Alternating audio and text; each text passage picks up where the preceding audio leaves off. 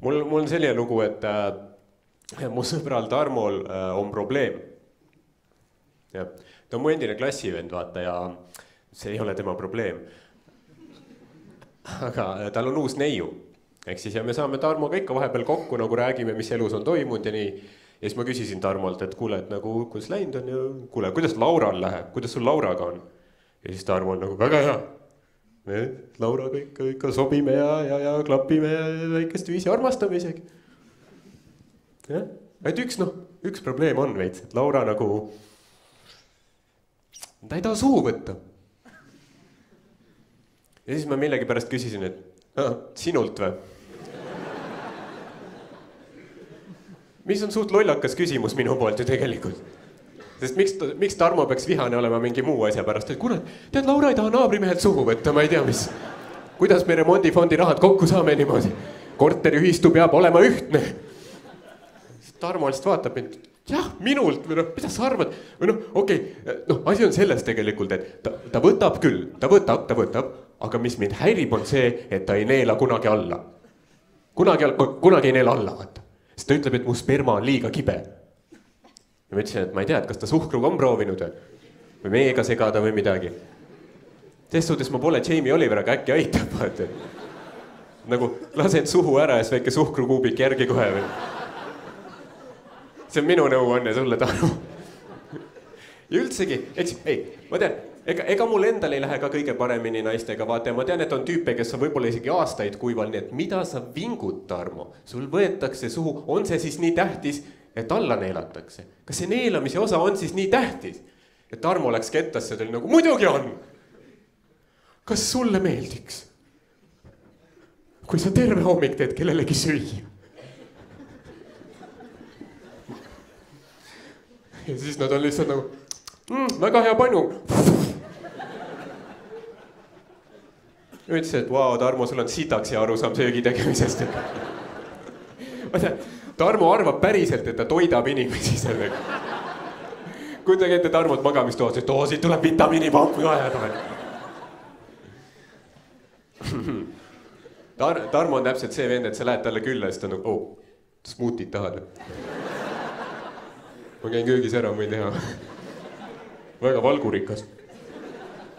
Ja siis, ma ei tea, ma ütlesin Tarmole, et kuule, et nagu see, mul on nõuanded otsas, ma ei tea, kuidas sind aidata.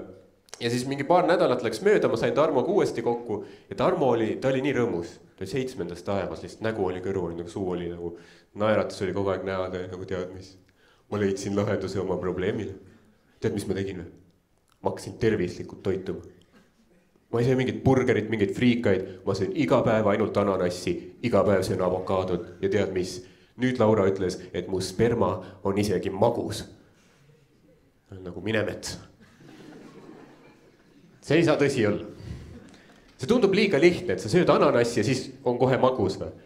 Nagu see ei tundunud tõenäoline mulle, see tundus liiga ulmeline jutt, mis Tarmo rääkis, nii et ma ei uskunud teda. Ma ei uskunud alguses, mis Tarmo rääkis. Aga siis ma proovisin ise ka järgi.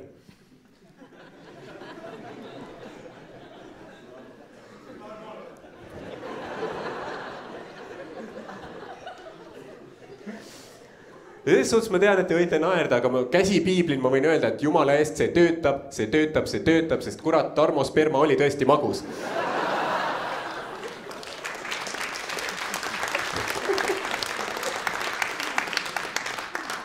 Pühkisin veel suud, kurat, Tarmo peab rohkem kokku saama. Ma tulen reede sinu poole, sa osta ananassi, ma võtan avokaadod ja ma ei tea, pidutseb. Aga järelikult, põhimõtteliselt iga ebatervislik asi, mis mees teeb, muudab tema maitset seal all. Ehk siis, kui sa oled kogenud naine, sa tunned kohe ära, mis su mees teinud on, on ju. Kui kogenud naine võtab suhu, see pole isegi suuseks enam, see on rohkem nagu veini degusteerimine. Ma arvan, Laura on ka magamistoosil. Tarmo, sa oled suitsetanud jälle. Mis nüanss see oli? Tarmo on lihtsalt nagu, mina ei suitsetanud, mul sõber Joosep tegi autos suitsu, ma istusin kõrval lihtsalt, siis mina ei teinud, Joosep suitsetas. Laura on nagu, Joosep ei suitseta, temal ei maitse niimoodi. Mida? Ja siis ma hakkasin mõtlema selle peale, et noh, kui muusik või noh, okei, sellega ma jõudsin oma mõttega sinna, et kui toit mõjutab seda, mis siin all toimub, siis noh, kindlasti on muid asju veel. Muusika. Ma olen suht kindel, et muusika, mida me kuulame, mõjutab ka seda. Sest lehmadel on ju niimoodi. Ja hästi edumeelsetes lautades üle Eesti Vabariigi lastakse lehmadele muusikat. Selle jaoks, et nad annaks rohkem ja paremat piima. Ja noh, teooria on siis selles vaata, et mida ilusam on see muusika, mida harmoonilisem, mida meloodilisem on see muusika, seda parem on piim. Ehk siis, kui lehmad kuulavad kogu aeg Beethovenit, on väga hea piim. Ja kui lehmad kuulavad meie meest, siis tuleb udarast keefi. Ja kui see töötab lehmadel niimoodi, siis see peab ju meil ka mingil määral töötama nii. Ma olen suht kindel, et see muss, mida sa kuulad, mõjutab sinu spermat ja seeläbi sinu tulevasi lapsi. Sest kui sa kuulad iga päev Arvo Pärti, sest päev otsa hommikust õhtuni, tööl, koolis, vahet pole bussis, kogu aeg ketrad lihtsalt kõrvaklappidest Arvo Pärti päev otsa, siis sinu tulevane laps on Arvo Pärt. Eks ju, ta on mingi geenius, ta loob firmasid ja võidab olümpiaade või ta on hea sportlane või komponeerib muusikat. Aga kui sa iga päev kuulad Smilersit, ära imesta, kui 9 kuu pärast väike Kalvi-Kalle jookseb ringi sul.